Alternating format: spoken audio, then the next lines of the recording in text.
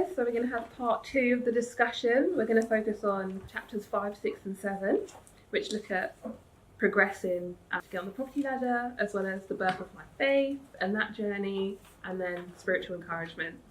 Did anyone have any thoughts? Yes, chapter 6, the birth of faith. One thing that really stood out to me was the beauty of the relationship that we have with God. I was brought up as a believer as well. And what I gained from it is that you could see that the love of Christ was already embedded in you from birth, through the way you've been brought up, through the way your parents, brought you up. And I actually highlighted it here. One thing that really stood out to me is that it says, I'm guilty of being so concerned with what others thought of me, when all that mattered and continues to matter is what God thinks of me. So when we have that intimate personal relationship with God, should other people's opinion matter of us? No. It's not always easy because we are living in the real world. Of course, we've got people around us, social media is there as well with all the pressure. But more importantly, you didn't allow the behavior of other people to get into your relationship with God. And that's what I took from it. Also, I believe it was in chapter 7 for encouragement. I just love the title of your company, Jahmella Encourages. I think that alone is strong in itself, and it does speak very high volumes. And I love the fact that you're very transparent in what you went through in terms of, the struggles that you went through. So, for example, in Psalms 84 verse 11, you said that Christ said that those whose walk is blameless will lack no good thing. So because of the struggles that you've been through, you can also pass it on to other people that are going through it silently without even realizing. I love here when you said you believe when you hide areas you struggle with, it robs God of his glory. That hit me. Because sometimes as human beings, we hide pain. And when you hide that pain, you're stopping someone from breaking through, but you don't even realize it. So for me, it really gripped me and said, God, wow. So when I'm going through things, I don't even have to hide it. All I need to do is just to be honest, but with the right people. I'm not saying that you have to talk to everyone about your problems, but there has to be some sort of discernment for you to know, and wisdom. And last but not least, you are not alone. I will never forget that. And you said that quite a couple of times in your book, that you are not alone. And it's so encouraging to know this, because we, especially women of colour as well, we can be very, insecure, and we tend to think too much into things, which causes us to feel like we are isolated from others, not realising that we are literally all the same. It doesn't matter what title you have, what position you have, we are literally all the same. So thanks very much. Really appreciate it. That was really insightful, and I'm glad that it's blessed you in that way, especially around not robbing God of his glory. I think there's a pressing need within society and within Christianity for us to be real. And as I always say, own your flaws, but don't accept them. But if you're not going to own it, if you're going to pretend to have it all together, then how can you attain healing? So I'm glad that that's encouraged you. I think for me this is probably one of the most important part of the books for me, personally as well, because I've always been somebody who's I've always sort of struggled with my sort of faith. That's because of sort of my background and sort of a lot of my friends as well, and how I've grown up. So I've always sort of struggled with my faith. So for me, it was very encouraging, especially as somebody who's trying to get more back into the sort of Christian faith. But also for my own book as well, this was very important, because my book, the main character in my book, is a Nigerian pastor. And obviously being a pastor, that's going to come with a lot of expectation. And his marriage isn't going very well, and he knows it's not going very well, but he has to pretend that it's going well for the parishes and stuff. So he struggles a lot with that, and part of his development, no spoilers, is just sort of him learning about being honest with himself and being honest with God, and knowing that even though he's a pastor, he does have flaws. He does have these flaws. So it's a very important part for me, for my own book as well, but also just for me personally. So thank you for sort of writing that and sharing that. It's very great. Fantastic. I've always said to myself that how can you declare God's strength if you won't accept your weakness? Because it's through your weaknesses that you recognize, God is strong, He's there for you. This book was, like I said, it was just very, very reflective on my meditations and my relationship with God. How I view myself was just as important as, how I accept what people believe about myself. And one thing that really highlighted was to reject who I am and how I am is to reject our great God's unique creation. I don't have to be like you. I don't have to speak like you. I don't have to walk like you. You know, it's who God says I am, and that's what we're standing on. So yeah, it was very, very powerful affirmation. That's what it was. Just meditating it day and night, you know, so that you stand on your truth, on God's truth. Well, I've got a lot from these key chapters, and the first one, chapter 5, I've got trust God through the process. When one door closes, God will always open another door. And Revelation 3 verse 8 says, I know all things you do, and I have opened the door for you that no man can shut. So therefore, when we feel like we're going for a right door, God may close it just at a particular moment because that's not the right door he has for us. And also chapter 6, growing up in the Christian faith, I've been around people who tend to compare themselves with other people, like who are on a higher level to them. They think they're not as anointed as enough as them, or not powerful as enough.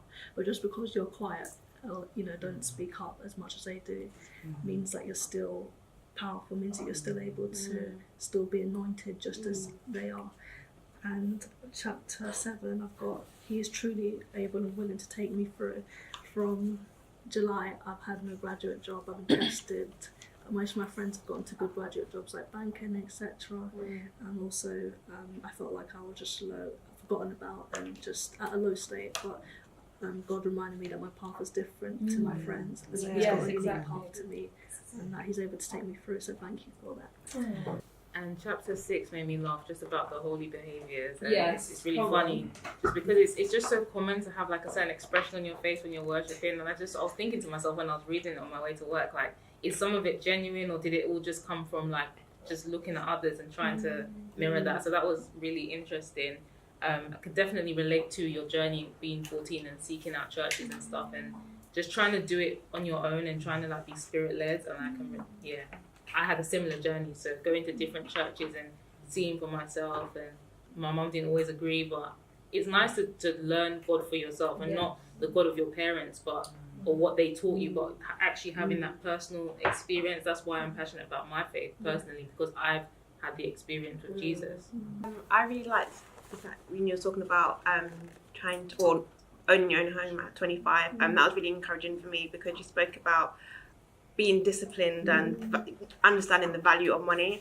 And I think sometimes as Christians we pray for stuff, we want X, Y, Z, but we don't want to do what it takes to get X, Y, Z.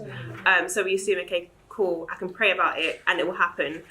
But in saying, you know what, you're not going to spend, I think you said if you were going out for dinner, you'd just eat before you left. I do that too. And then you would just have a starter. And understanding, no, I've got a goal, and this is what I need to achieve it. And then I think you said, you got to a point where you're a bit too strict, so you kind of loosened up, but you still met your goal. And I think that was so important. Somebody like me who is trying to own a home very soon is kind of understanding that you can't just act or, do whatever you like. You have to, if you've got a goal, there are steps that you need to take to reach it. Prayer is important, but you can't just pray and expect you don't have to do anything else. Exactly. You need to work towards that. And I really like how you said, from a young age, you kind of knew this is what you wanted, and you set out clearly for other homeowners or for others that do want to own a home soon, what you done to do that. And I just think that was really encouraging. I really like that. I like what you just said. I think it's important for everyone just to be aware that faith without works is dead. So we cannot just sit at home and pray to have a house but not take action. It's important to position yourself to attain the necessary finances, and once you get the finances, you need to obviously be disciplined. And so it's funny when you mentioned, also being able to relate to going to a restaurant and perhaps eating beforehand or just getting a starter. These are the realistic sacrifices that need to be made. And it takes a very strong-minded person to be able to do that, because there is that peer pressure, isn't there, within the social setting to, just join in and get a dessert and a main and loads of cocktails or mocktails or whatever it might be. But the reality is you have to become comfortable with being uncomfortable in order to achieve your your goals. So that's the reality. Just agreeing with both of you guys. It's so beautiful, the discipline, and it's not very common. I think in our young people in general, it's all about going out, enjoying yourself. And some of my older colleagues at work have often been surprised at the fact that I cook food on the weekend and take it to work. It's a shock, and it's just like, to me, it's normal but I like looking at people's reactions. It seems uncommon, and it's just really nice and inspirational and powerful. Like how determined you were to save up and get your house. It was just so powerful, so powerful. And the walls came tumbling down.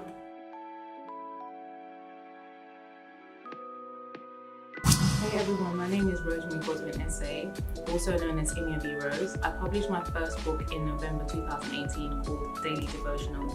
This book is based on the book of St. James and encourages you to spend more time with Christ. You can also find me on YouTube at Imia V. Rose and also themodestlifebyrosemary.com. This book is also available on Amazon. Thank you. Hi everyone, my name is Christina Passara and I'm the author of The Singleton.